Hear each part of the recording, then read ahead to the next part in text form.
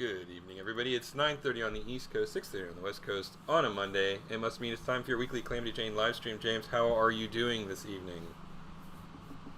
I am doing just dandy. And Good. how are you? Not high on opioids this week, so I should be able That's good. to stay focused a little bit better than last week. My foot still hurts, but not so bad that I feel like I need to take narcotics for it, so that's good. Um, Yeah. So yeah, I'm in good shape there. I mean, I actually like I don't. I mean, if we're being adult here, I actually do like the high of narcotics. It's a nice mellow feeling to me. Hmm. But what I Yeah. don't like is the constipation and all the other side effects and just all of the crap about it. So I only take those things when I am just in excruciating pain, like I was last Monday. Yeah. And Yeah. It was so fresh though. Your broken toe was fresh off of that super fresh, yeah, less than 24 incident. hours, Yeah. yeah, yeah. Yeah. So well, I guess it was right at 24 hours. But anyway, whatever. It doesn't really matter. So I am sober as a judge today, uh, but there's no guarantee that I will be any more eloquent or articulate on this majestic summer evening. Hey, we'll take it as long as you're not uh, going and getting loopy. I think we're Yeah, good. We'll be fine. that's a good So, thing. Yeah, yeah. yeah, yeah. Um, my mother texted me the next day on Tuesday, and she said, "You know, you're quite personable when you're high." I'm like, "Thanks, We need to. mom." I don't know. I don't know what. Is that a We should. compliment? You know what's sad is like even I was telling you last week after our stream, like man, I couldn't really tell that you were that loopy, Yeah. which I don't know says a lot. Like whether like I just thought you did a fine job navigating that until the very end, but Mm, mm. that's when I could tell something was up. We needed to kind of wrap it up. But I thought you did a marvelous job playing Good. injured, playing hurt. So Good. good job to you. I think you know. Now as far as being personal stuff, like maybe we do have to pump you full Yeah, of drugs before every stream, so that's that way true. you can Just pretty much you know you can agree with everything I say. Then that's that's really if the that's the goal, case. isn't That'd it? be Yeah, great. yeah. Yeah. Take off the hard So take off the hard edges from me. yeah, Um, yeah. but anyway, so what are we going to be looking at today while we ramble about nonsense?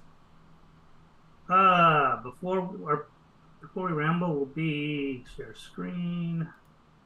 I'm gonna be working on the Warhog shaking off clothes. Mm-hmm. I mean, shaking off the poncho from Leon.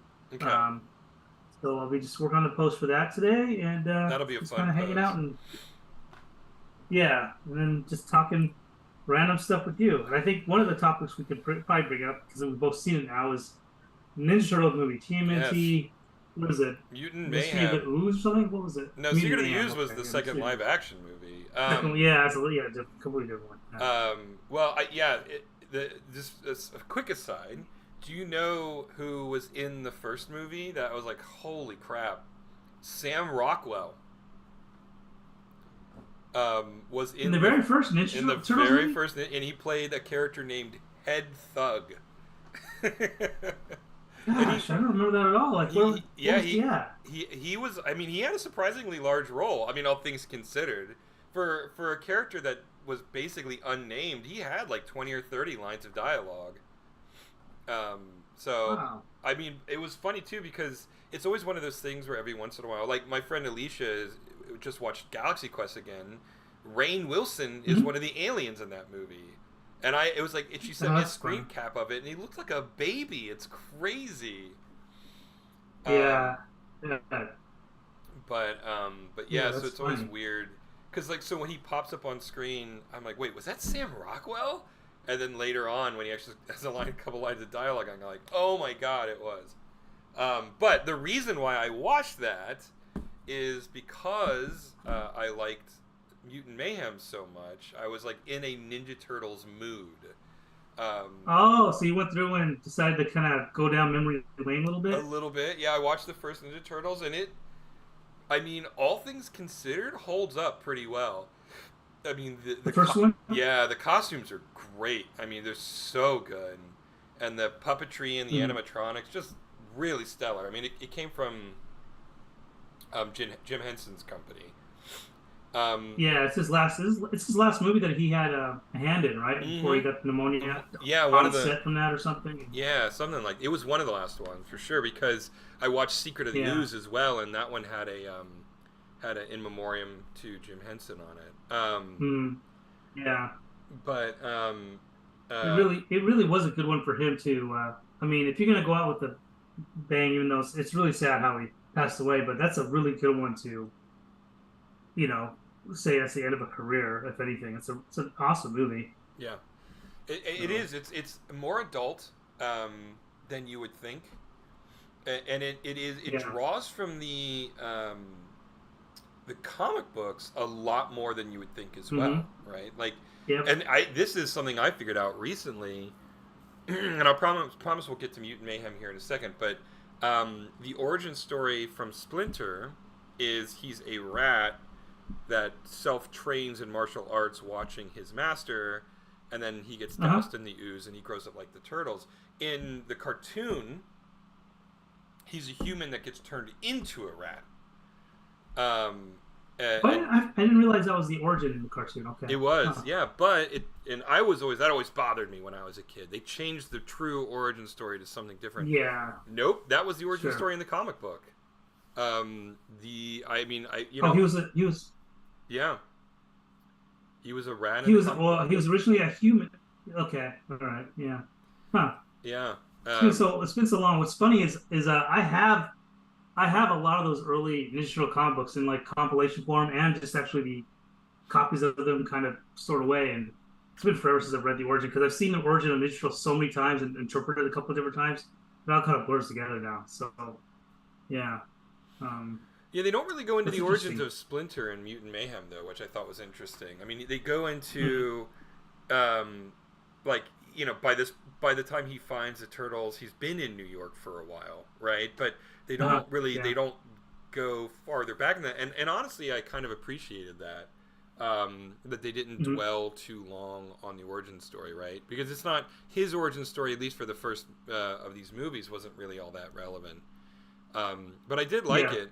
The animation style was phenomenal. I really loved looking at it. It almost had like a stop motion quality to it, Yeah. Yeah. which I really dug. I think So here, visually, so is it, just yeah, I was just gonna say, just to speak to what you're saying about that quality. So what I think, what just watching it as an animator, picking it apart, a lot of these films will be film, like you can render stuff at 30 frames per second or anything like that, but they definitely put some of the frames on twos, like 12 frames per second, or 24 frames per second, and that's why it kind of got that kind of choppy, kind of uneven look a little bit. I think that's my suspicion. I don't know. I wasn't in the editing room, but I thought that was really it was really neat. Again, it's about the editing too. So I was yeah, I'm with you. I thought the way it looked and the how they chopped up the frames was excellent for the film. and it wasn't just So, the anyways, main but you were. characters too, right? I mean, all of the backgrounds were really cool looking as well, and it was Hmm. just really fun. I mean, it was one of those movies that you could just watch on mute and it would still be entertaining, you know. Yep. Yeah. Um, Yeah. um, the um, the only part of the visuals that I didn't care for actually were the human designs. You still didn't like the way they looked. I didn't like their head shapes. Their head shapes were very. Uh huh.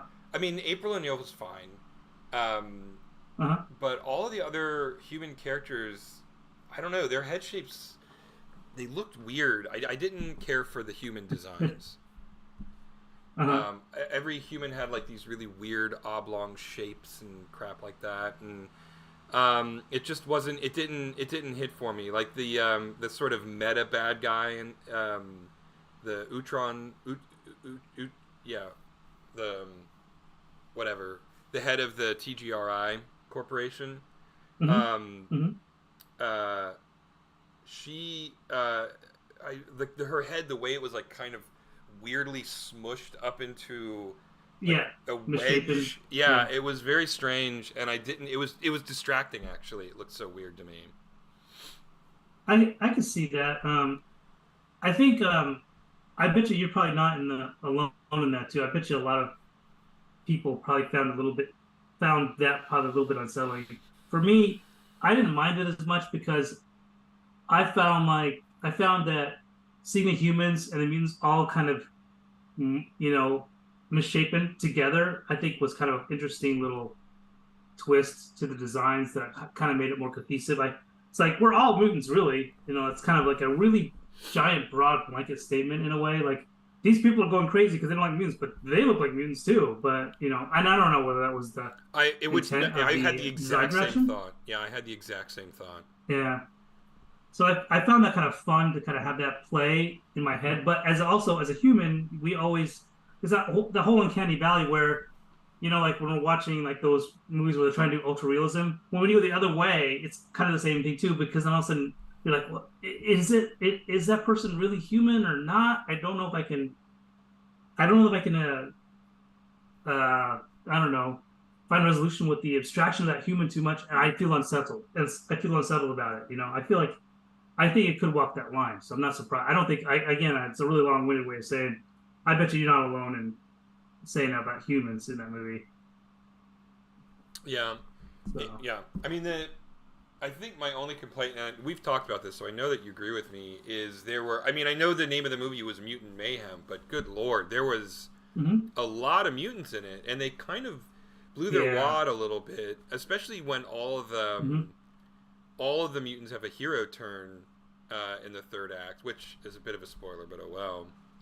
I mean, and some of these mutants are like some of the most famous Ninja Turtle villains in the entire franchise, like Bebop and Rocksteady and Leatherhead and Wingnut, and now they're all of a sudden good guys. I'm like, well, I don't know what you really. I mean, I guess the Foot Clan will be the main villain of the second film, would be my guess, but I don't know. It was just, I guess maybe my memory of the cartoon, it felt weird when so many of these characters, who I grew up knowing them as villains, all of a sudden became, good guys, right? So I think this is where we can be fanboys and kind of hypothesize what's going to happen. I think you're onto something. Obviously, with so yeah, we're in spoiler territory. So Shredder does make A very brief appearance. will Yeah. make an appearance. Yeah, will make an appearance, and so obviously it's setting up for the second movie. I think what's going to happen is because watching it as a watching it the cartoon, which mutants are good and which ones are bad, and I think they're going to gravitate towards their alignment in the next one because I think Shredder will probably recruit some of those mutants and Maybe. turn some of them evil, and that'll help, and it'll probably break up the family, and then that's where the tension will kind of come up. That's my suspicion. I think that'd be really cool, actually. I mean, being a fanboy, because everybody was pretty cohesive at the end of it. Oh, we're family, we're all mutants, and that was fun. But if you had drama and all of a sudden some of your family becomes bad guys, then that actually has more tension for another movie. I think but again, who knows? Who knows what they have up their sleeve? I think Rogan's directing it, right? I mean, not directing it, writing it along with a couple other people that kind of having fun with it. Yeah, Evan something or other, I don't remember his name, his longtime co-collaborator, co-producer, co-writer buddy. They did 50-50 together, I think. And I think 50-50 is actually about Seth Rogen's friend, Evan. Evan Peters, is that his name? Anyway. Yeah, I mean, I'm not, generally speaking, a huge fan of Seth Rogen, but, I mean, I think that his team did a really, really good job on this movie, and I think the script was really strong. I really enjoyed it. I thought the messages were really good. One of my favorite parts is when they realize that being heroes for the celebrity is the wrong reason to be a hero. I'm like, wow, that's actually, I mean, that was a great message. Like, that was one of the best kind of, like, I don't know what the word I'm looking for is, but motivation turns, for lack of a better word, I've seen in a family-friendly movie in a really, really long time. I was like, yes, I can totally get behind this, right? I really, really enjoyed that aspect of it. Again, the visuals were phenomenal. The voice acting was pretty good. And there was nothing that really stood out to me as being terrible. I did think that one of the funny jokes, it was in the credits actually, when they do the entire voice cast, and then the last credit was "and introducing Paul Rudd." Yeah, that was kind of that was kind of funny. Um, Yeah. Yeah, I just one thing that kind of, my gripe, like I said, like this is kind of weird because we pretty much agree on this movie for the most part yeah, everywhere. So there's not gonna be any debatable drama or tension tonight for this particular movie. But for me, the voice acting was great, but you couldn't hear it sometimes. Like it got yeah. too muddy. Like especially I don't know what it was. Maybe it's Wingnuts voice actress, the way her voice is higher pitched, so I couldn't really hear it as well. I could be just getting older. Mm, I just could not understand some of the lines that she was saying, and it would just get kind of thrown out with explosions happening, and everything else. The Ninja Turtles, all the Ninja Brothers, everybody else was fine. Like, but just once in a while, I was like, what did they say? What did they say? Like Mondo Gecko's lines were, for the most part, I could hear everything that Mondo yeah, Gecko said. yeah. You know, I had completely I don't know if forgotten you about. had that experience yourself. I did. I in my theater too. It was now with Wingnut at least. I've been watching. You know what we do in the shadows for so long. I've gotten so used to that Uh-huh. actress's Yeah. accent that was okay. But yes, in general, it was. I thought the mix was really weird. I mean, it was practically Nolan-esque in my opinion. Um, because you know how he loves to do Yeah. that. He likes to mix the dialogue down for some reason, and he had some justification or rationalization for it in some interview he did at some point, and I don't remember it. Uh-huh. I don't remember what it was anymore. But he openly acknowledges that he mixes his movies intentionally that way. And Mm. yeah, this definitely suffered from the same issue, where the dialogue mix seemed off, just a little bit Yeah. too quiet. But yeah, no, I mean in Yeah. general, I really really enjoyed it. I mean, I didn't like I went in kind of neutral. I mean neutral to negative because of my biases against Seth Rogen. Um, Hmm.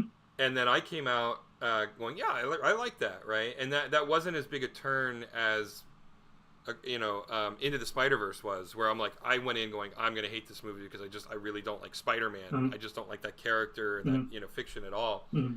And then went, holy shit, that was amazing, right? I mean, like it was Yeah. the Yeah. switcheroo was a much bigger delta on Into the Spider-Verse than TMNT was, but I did though. I went from again neutral negative to I really like this flick. Um, yeah, I was really surprised. I didn't know what to expect. Ninja Turtles has had so many evolutions over the years at this point. Trying to age it up more for an actual teenage audience, then age it back down for a kids audience. Mm. They've tried live Yeah. action TV shows. They've introduced female turtles. I mean, it's just been it is gone through just about any in every iteration you can imagine. Michael Bay did two Ninja Turtles movies for God's sakes. Yeah. Which let's not even talk Well, about we won't those. address those, but I mean they're basically just Transformers movies with Ninja Turtles. It was Yeah. just so awful. I mean the Ninja Turtles were as big as Transformers. Anyway. Anyway, we won't go into those any more than that. So I really just didn't know what to expect, right? Because to me, Mm. Ninja Turtles, after the original '80s cartoon ended, went through a prolonged, at least for my taste, identity crisis, where they didn't really know what they wanted the audience to be, like what the demos were, what kind of animation it was, what kind of stories they needed to tell. And you could say, I mean, and I feel the same way about like the Batman cartoons. After the original series ended, there's been so many different takes on Batman after Bruce Timm's Yeah. run ended. And again, I feel like the same thing. It's a show, it's a franchise, an animation franchise that has a horrible identity crisis. And so yeah, when the movie came out and it felt like, yeah, I like this vibe. It was youthful without being childish. It was a little bit too snarky in terms of the Gen Z, Gen Alpha meme talk, but whatever. That's a minor complaint. But by and large, it was accessible to a youth audience without alienating to a more adult audience. As I mentioned, I thought the message about why are you a hero was really really strong, and the nature of acceptance, right, and being Hmm. yourself and not striving to be accepted, instead earning acceptance because you are unapologetically you. I thought that was great, you know. Mhm. So yeah, I liked it a great deal. Yeah. So it's fun to see different. You know, when we're talking about comic books stuff like that, like I think we mentioned this like was back with Spider-Man, how there's different takes once creators get a hold of the source material and do their own spin on it. And I think this is a really good example of how, although Nickelodeon bought the property X amount of years ago, it is fun to see different takes to how the turtles are. And that, so I think some of them are more successful than others, but I think this is definitely the most successful iteration that's Yeah. come around since the original Peter Laird and Kevin Eastman stuff. It's been great. So Yeah. yeah, I look forward to seeing what they do next to the movie. And then even going back, even again throwing Spider-Man, bringing Spider-Man into this, I don't think this movie would have had as much success without having Spider-Man kind of be an inspiration to this movie visually. So it's great because Spider-Man, I think, is breaking that Spider-Verse movie broke different grounds of how to approach animation, how to think about 2D and 3D together, and it's still probably one of the most significant high budget, corporate animated films to come out in Yeah. at least 20 years at this point. Like we had before that, it was Pixar because they just broke ground being 3D stuff, but after that, Magic wore off. Now we have Spider-Man, which is like, yeah, we can do 3D, but let's go back and use 2D and just let's really have some fun with abstract art and everything. And yeah, the Turtles have taken it with a different artist and they're running with it, and they're clearly inspired by it, and it's great. It's fun to watch animation now if it's not Disney stuff, because I think Disney stuff is still kind of mired in conservative thought with how they're approaching stuff right now. All the stuff still looks the same. I know you have issues with Disney and or Pixar. They're pretty much the same at this point, both doing 3D. But yeah, I thought that was interesting too. Is Turtles' success is kind of a little bit inspired from Spider-Man. Oh yeah, there's no question. There's no question. I 100% agree with you that this TMNT movie would not exist without Into the Spider-Verse. I think in more ways than one. I think one of the ways is just it was like it showed executives, oh wait, you can do an animated movie that doesn't look like a Pixar movie, and people will go see it. You know. Yeah. I mean, I think that was a huge part of it, and you're starting to see this a little bit more and more. I mean, most of Illumination's CG cartoons are within 1 or 2 degrees of Pixar, but they really, like with the Mario movie at least, they really stepped outside of their baseline animation art direction and really stuck to Nintendo's aesthetic, which I think saved the movie. Because I mean, to a certain degree, I mean, there's a lot of, I mean, it was a decent cartoon. It wasn't as good as TMNT or Into the Spider-Verse or Across the Spider-Verse, but it was, at the very least, it didn't look like a Pixar movie. It looked like a Nintendo cartoon, which was great. That's what, everybody wanted, So I do think that Into the Spider-Verse is, I think it's got significant historical relevance, not just for the quality of the movie, but also how precedent breaking it was, right? Because the money people, they get so scared and conservative, they once they find something that works, they're loath to step away from that unless they don't have a choice.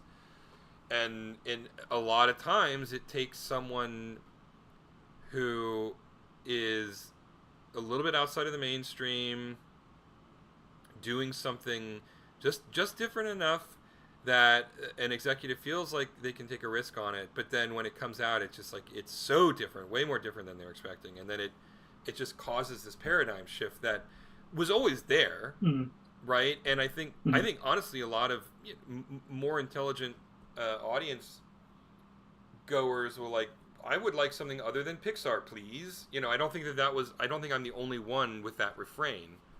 And then when someone finally delivers it, all the money people are like super surprised that, wait, you want to see something that's not Pixar based, Yeah. and you know, all the audience is always like, yeah, we've been wanting that for a really long time. You know, the money people are always surprised, and the audience is always like, oh, thank you. I honestly think that if another superhero movie never came out, the audience actually would not really care. Wouldn't even miss it. No, they wouldn't miss it. They go see it because of momentum and all that stuff. But I don't know anybody who has any passion for these movies anymore. Even the people who like them, they're like, yeah, it was fun. You know, I mean, it's just like, it's not the same as when. I mean, I remember when the first Avengers came out. That's all we talked about at work for weeks. You know. Yeah. And now it's just like, yeah, I don't know. Yeah, it's fine, I guess. You know, and that's not what you want.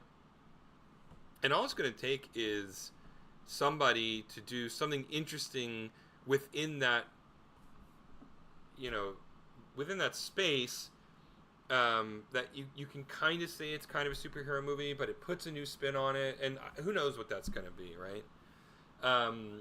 Yeah. Because to me, at least, it's so oversaturated. I am of the opinions, like, I just think we should just abandon superhero movies for the time being and just put a moratorium on them entirely. To a certain extent, I think John Wick is actually proof that people want other kinds of superhero movies. Because, I mean, John Wick is just a superhero movie, let's be honest. Yeah. And he's hard to kill, pretty much. Right, yeah, he's got bullseye quality aim, and he's got Wolverine's healing factor, right? I mean, come on. Pretty much. You know, and it's so different than any of the Marvel superhero movies, and now it's a bona fide, like, action movie classic, you know, and it even has a bunch of also rans like Nobody and Atomic Blonde, which is really good, but it kind of lives in the shadow of John Wick, and a few other really really fun action movies in that vein, but none of them quite capture what John Wick managed to do. And so I do think John Wick proves that people do want superheroes. They're just kind of tired of the Marvel and DC version of superhero movies. Yeah, I think you were a little bit ahead of the curve with having superhero fatigue a couple of years back, and I think it is catching up with the rest of the humans out there. And it doesn't help because I don't know. See, I'll still watch a superhero movie here or there, but yeah, the novelty's kind of worn off. As a comic book nerd back in the day, I was always, I don't know if you remember this back when Wizard Price Guide used to have like a lineup of, if they made X-Men, here's the stars with it, we would cast them, and like they'd show like Patrick Stewart and all these other people, like Danzig to play Wolverine or somebody like that, some rock star singer. And then, so like used to, like as a fanboy of myself, like, oh, that'd be so cool they made this movie. And they started making the movies in the early 2000s for the most part. Yeah. And then, like, yeah, you get to live your dream.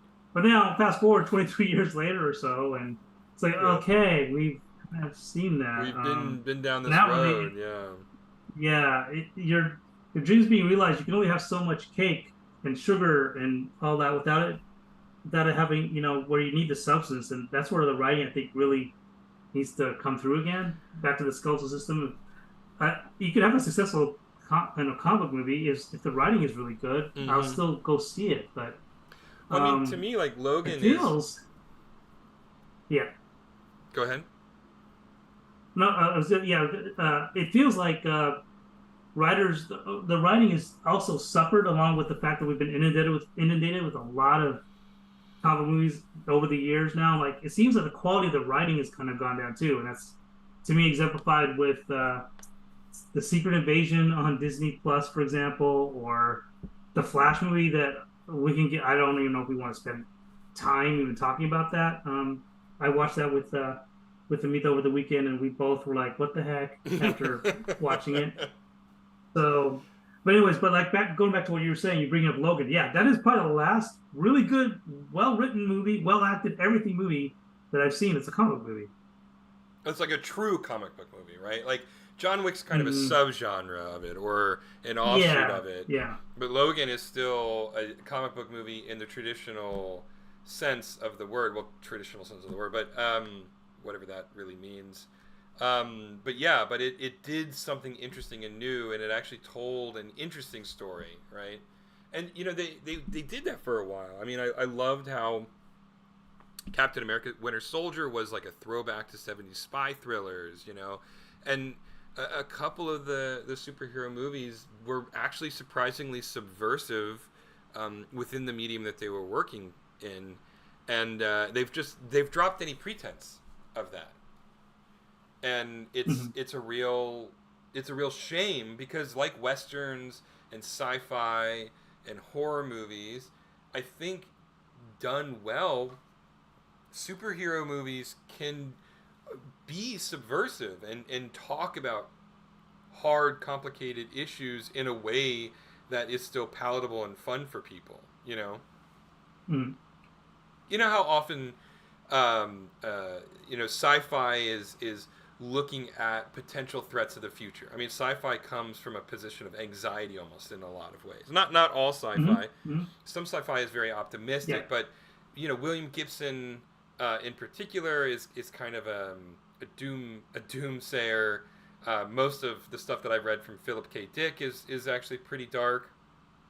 Ray Bradbury can get pretty dark. I mean, Neil Mm-hmm. Stevenson can get pretty dark, and all of them can be optimistic as well. But sci-fi tends to drift dark because, to a certain extent, the the medium lends itself to anxiety because it's dealing with the potential futures, right? And that's what anxiety is fear of the future.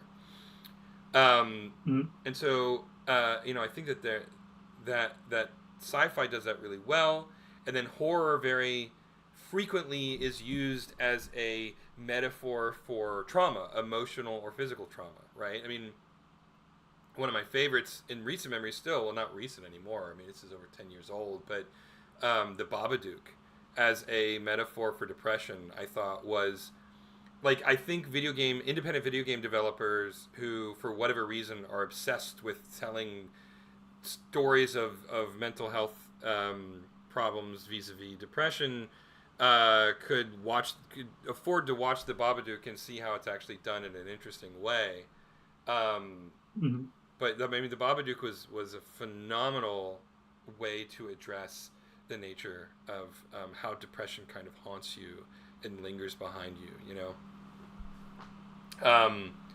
And so I think superheroes have a real opportunity. I mean, I think, to me, if I were to write a superhero movie, it would be all about the nature of control.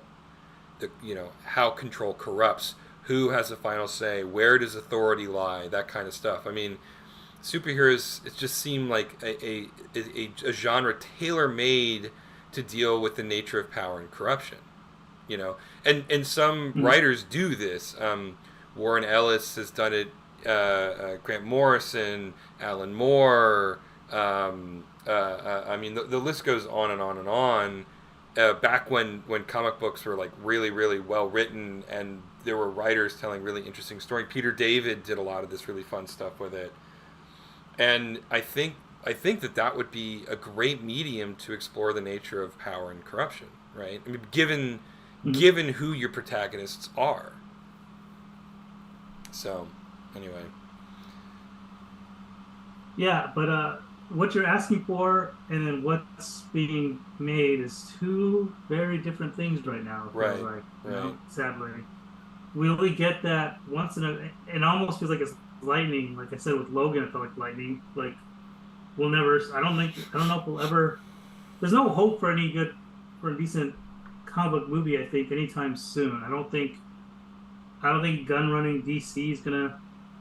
From everything that everything that I've read or seen, which is still early. I think he's only been there for less than a year, and Blue Beetle is considered his entry point to his vision of. Kind of. I mean, it was in production before he took over, but he kind of Yeah, shepherded it yeah, to the finish line. yeah, yeah. But I don't know how he's going to top his Guardians of the Galaxy movie, which is a very specific type of, you know, superhero movie. And now he has to apply that for solo superhero movies. I don't know. I just don't know if he's. I just don't know what's going to happen. I don't have any. I have very little faith in that stuff right now, especially Yeah, ever seeing. the Flash doesn't count. I know it's not really under his, but it felt like very much just a hodgepodge of we want to make a lot of money. Here's what we're going to do. And honestly, the saving grace for the whole movie to make it actually somewhat palatable was just Michael Keaton as Batman is just he just can still hold the scene. He's terrific. I mean, I think he even with the limited dialogue and script that he had to work with, it's still fun. And I could have been just scratching the sentimental itch of watching him as Batman again. It was kind of fun. That was it. That was the only aspect that I enjoyed of the most recent comic book movie that I've seen. But I don't know about Deadpool, the new one coming out. It feels like they're really hitching their wagon to Hugh Jackman being Wolverine, but it's a Deadpool movie. So how much are you going to really rely on Hugh Jackman, and is it going to be the same? I don't know. Like, what do you think about Ryan Reynolds and the new Deadpool coming out? I don't think anything of it, honestly. I mean, I liked it. Like the first two? I did. I enjoyed them, but I couldn't really tell you anything about them. I enjoyed them as I was watching them and forgot almost everything that I knew about them as I left the theater. They were fluff. They were popcorn, and that's fine. But it's not. If another Deadpool movie didn't come out, it wouldn't break my heart. It wasn't something that was beating down the door for me. And Hugh Jackman reprising his role as Wolverine doesn't really move the needle for me either, because I've seen him as Wolverine in countless movies over the course of 20 years. Yeah. And so I was like, yeah, okay, right. And I mean, I think there's a little bit of bias for me too, because Ryan Reynolds' shtick has completely worn off on me. I've heard all of his jokes and all of his quips from him so many times now that it's just not as funny. It doesn't ring as humorous as it used to, right? And so, I don't know. I mean, it could be good. It could be great, but there's nothing in it that tells me it's going to be great or bad. It just sort of right now is. It is just sort of in a sort of existential liminal space of quality. It is a Schrodinger's quality box right now. All forms of Deadpool 3 exist simultaneously inside this box, but until we open it and see how the screenwriter has properly decayed, it won't resolve into the version of the movie that we see. And since we can't open that box until the writer's strike is over, basically, who knows when we're going to see how that probability space resolves into a single movie. Yeah. So that one, so Deadpool 3, is it on the shelf until, was it still in production? It was. Or was it already in the can? It was in production. So the last I heard, and I don't know if they've completely shut down filming by this point. I would be surprised if they hadn't, but They were still filming a few scenes even after the strike started, but they had to be really careful because, again, it's Ryan Reynolds, and so half of his dialogue is improvised, right? And so they were still filming it because the actors hadn't gone on strike yet. But the writers did. But Reynolds couldn't, and maybe this is apocryphal. I read this on a geek blog, but they had to be really careful to stick to exactly the script as written, because contractually or by WGA rules, improvisation is considered writing, even if it's just on the day. And so so I don't know. I mean, they're definitely not working on it now that the actors are striking as well. But I don't know how much longer they worked on it after the writers went on strike. Okay. Yeah. So that's just another one that's kind of, people are looking forward to it. Remember the whole reveal of Hugh Jackman walking around in the background when Ryan Reynolds was talking about Deadpool? Well, they even released a couple of production photos of Wolverine in his yellow costume. So yeah.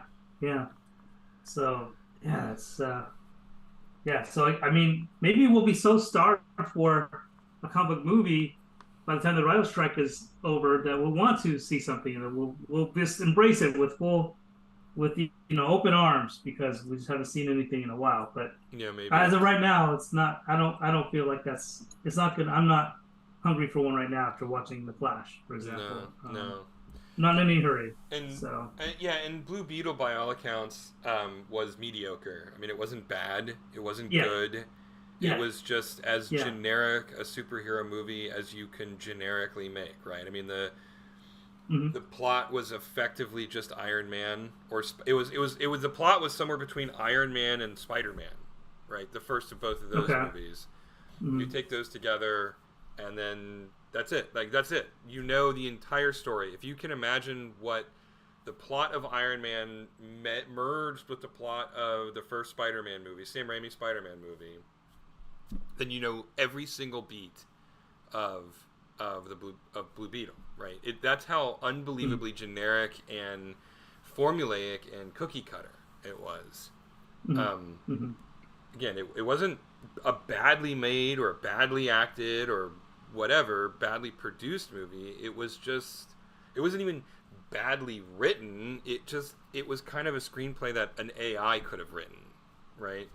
Like if you put into Yeah. ChatGPT 4 and said, ChatGPT 4, take the first Iron Man script and the first Spider-Man script and combine it into a single script, you would get Blue Beetle. I mean, like that is exactly what Yeah. ChatGPT would produce, was Blue Beetle.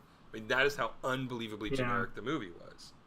Um, Yeah, and that makes me wonder though. Like, I'm not familiar with Blue Beetle. Blue Beetle came along a little bit after my run with comic books and enjoying them like crazy. So I don't know anything about the character, but maybe it's just the fault of the origin of the character is kind of boring anyway. I mean, maybe it's there's not much to him, as a character, and so there's nothing to write to. that's If they fair. want to stick with the source material, that is. Yeah, I mean, I That don't. just makes me Yeah. wonder. That's all. No, I think that's a Yeah. fair it's a fair assessment. I guess my retort to that, and it's not a retort to you, it's a retort to the filmmakers. Yeah. If that It's on is, them to. yeah, it's on them to take a mediocre source material and make it something great. Um, Yeah. Yeah. but I mean, there's no I think real. a great example. I was just gonna say another. I think a great example of that is Iron Man, because Iron Man is, I mean, the origin story is really cool, but I don't know. Maybe I show my bias. I never cared for Iron Man. It's all about the X Men for me, and a few of the other superheroes, Hulk and everybody else. But Iron Man was always a B team, B list celebrity in the in the hierarchy of the superheroes. So he's just running around in a tin suit.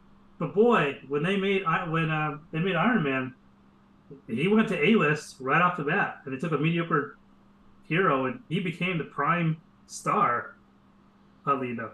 Yeah. Sorry, I was interrupting what you were going No, to no, say, but no. I just want to throw that in there. I don't know. I guess you and I have differing opinions on what we're drawn to in comic books. I mean, I liked X Men for Mm-hmm. a while, but as I became an adult, my preference was for post 1970s Captain America, where they turn the Mm-hmm. character into a commentary on the nature of what patriotism looks like when patriotism is no longer a laudable quality, right? And they did lots of really cool stuff with Iron Man 2, the nature of him being an alcoholic That's and true. Tony Yeah. Stark's God complex, and and how that corrupts um, and his decision making and all that crazy jazz. Um, That and all come those story. I know the alcoholism came out in like the late '80s, right? Was that the yeah, storyline yeah, when it he was was dealing with that? late The other 70s, early stuff I didn't pay 80s. Yeah. attention to. Yeah. Yeah. And then I think by the time I'm trying to remember when, um, uh, let's see, Civil War comic release date. Okay, yeah. So the Civil War, because Iron Man came out in 2008, I believe. Iron Man movie release, yeah, 2008. So they were already doing really, really, in my opinion, really, really cool stuff with Iron Man and Captain Mm-hmm. America before the modern era of superheroes came in. Like it, as I was just looking up, the Civil War storyline, which pit Yeah. Iron Man versus Captain America, and it split all the superheroes. That was in 2006, so this was 2 years before the Iron Man movie came out, and I the remember this because we were at we were working together, and you were trying to get me into Civil War. I think I borrowed the comic books for you, and it You was actually really good. I It did, was good, but you hate yeah, Captain America, and so it taints I the do. whole thing, Yeah. right? Well, Because no, it just made it. Yeah, and the thing was, actually, you know how when you're reading that story, you do end up want to pick a side, and I hated it because I picked Captain America's side over Iron Man's side. I think, and it made me hate him even more. How compelling of an argument he on the side he was on. Oh, so angry. well, that's the thing, though, is like Oh, yeah. I've actually spoken to people who definitely came down on the side of Iron Man, and Sure, they sure. felt and I mean Mark Millar is kind of a hit or miss writer. Some of the stuff he does is really good, and some of the stuff is not great. I'm pretty sure he wrote Wanted, right?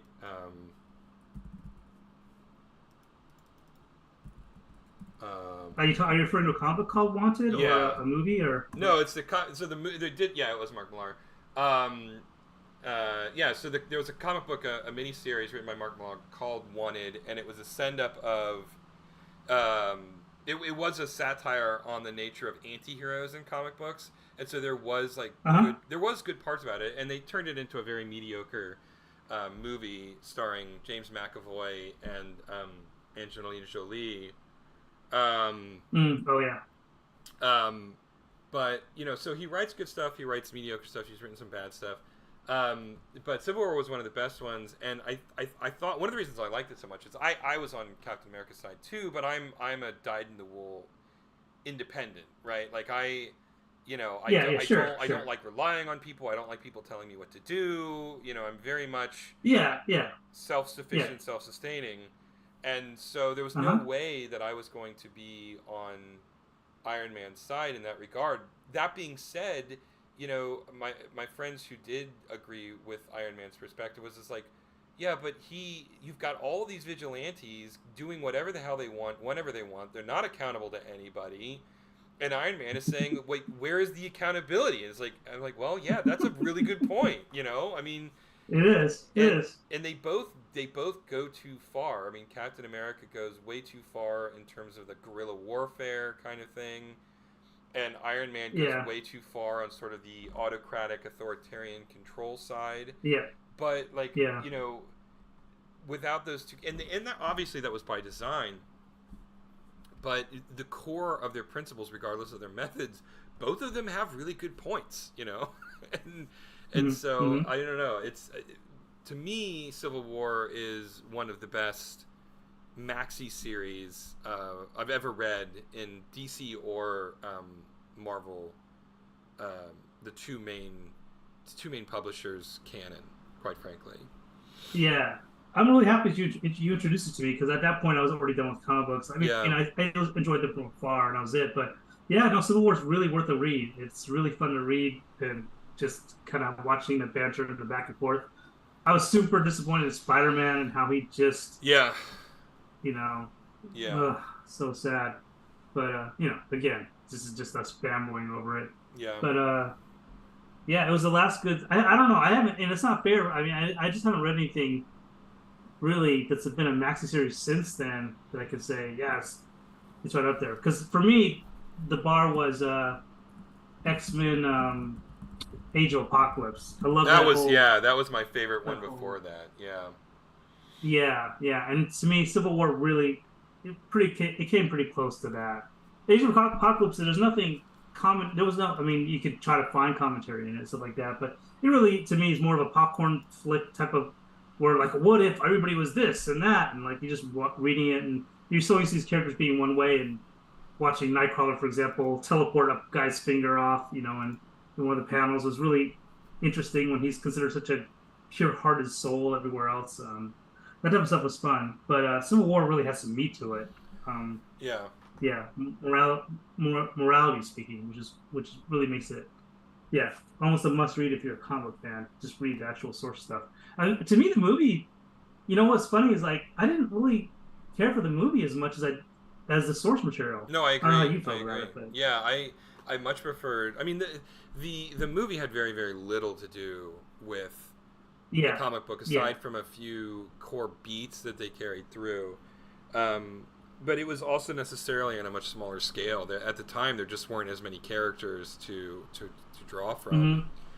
Mm-hmm. I did like the way that they personalized it a little bit more, because the inciting incident in the comic book was a bunch of untrained superheroes basically on a reality TV show, not fully in control of their powers, and one of the characters, who is very powerful, she accidentally like blows up a suburb of New York, right? And this is what spawns the whole thing. Whereas in the movie it's a little bit more personal. They're trying to bring in Bucky, who is a legitimate fugitive, right? He did some really bad things, brainwashed or not. He did some really bad things, and it's sort of like his, and then of course he's blamed for killing T'Challa, right? T'Challa and he's blamed for killing T'Challa's dad. I'm forgetting his name right now. T'Chaka. Ugh, I don't know why I took so hard. Anyway, so he's done. He's blamed. He's framed for one bad thing, but he's legitimately done a bunch of other bad things, and this sort of lights the powder keg on bad behavior that supervillains and superheroes have kind of wrought upon the world for the better part of a decade. And so I like that take on it, that spin on it. But yeah, I mean, if someone was to say movie or comic book, the comic book was definitely far better. Yeah. But yeah, I mean, Age of Apocalypse was the only other maxi series in my lifetime that I remember that was like, yeah, this is really, really good. Yeah, I mean, Infinity Gauntlet, if you were to just ignore the maxi series aspect of it, just read it, the George Perez stuff with just the 6 issues, it's actually a fun story too. It is. I really do like it. Yeah. Yeah, but it just got Infinity Gauntlet and Infinity Crusade. They were just a little too big. Yeah, I don't remember. It was like Infinity War, Infinity Gauntlet, and Infinity Crusade, or was it Infinity Gauntlet first? It was Infinity Gauntlet first, I believe. That's right. And then Infinity. I can't remember. Yeah, I can't remember if it was like. Did they do a Crusade as well, or no? I can't remember it was Gauntlet, War, and Crusade, and they've done like a million other ones since then. But those are the main trilogy. That was the main trilogy. Yeah, Gauntlet was terrific. Yeah, I did like those. But after that, yeah. But seemed like you were at a good stopping point. Yeah, I was just gonna say I've been going for a little while. We got the cloth coming up. I mean, there's some elements that I'm going to probably tweak later on, but as far as the basic animation, it's all there now. Mm-hmm. So it shakes it off, and then I've got him ready to turn around and stare at Calamity as she's on the ground. So we're in a pretty good spot for that. Cool. And for this, I mean, it's really essentially just 2 poses, and I just kind of break up the acid of the poncho, and then just have it cut, and then just use the eye to kind of help figure out the rest of it, and like let it just fall off, because it's a very quick moment, as intended. So, but I do want to, like, just for me, just looking at it, like, I might, when I have time, I might just kind of add more shredding to the cloth so it doesn't look so clumpy, make it feel more cloth-like. But when you're watching in real time, it does the general gesture of what I wanted to do animation-wise. So I'm psyched about that. Any thoughts on your end? Yeah, no, it looks good. I have no comments. I mean, you're gonna futz with it more, and I trust your judgment. But I think it's silly. It's exactly what we want it to be already, right?